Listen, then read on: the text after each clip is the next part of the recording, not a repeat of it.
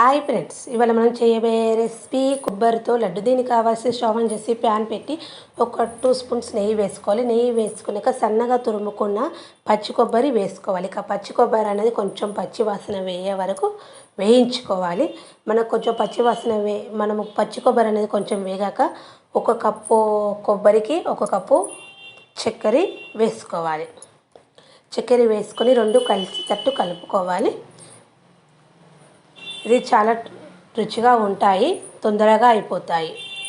ఈ విధంగా కలుపుకున్నాక మనకు చక్కెర కరిగినాక కొంచెము మనకు పల్చగా అవుతుంది.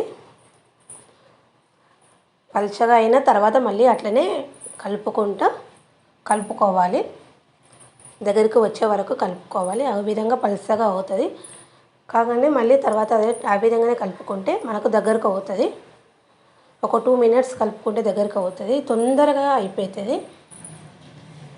ఈ విధంగా దగ్గరికి వచ్చినాక మనము ఆ కొబ్బరిని ఒక ప్లేట్లోకి తీసుకొని చల్లార్చుకోవాలి. గోరువెచ్చగా ఉన్నప్పుడు మనం చిన్న చిన్న లడ్డు లెక్క చేసుకోవాలి. ఎంతో రుచికరమైన కొబ్బరి లడ్డూలు రెడీ. చాలా టేస్టీగా ఉంటాయి. Bye friends.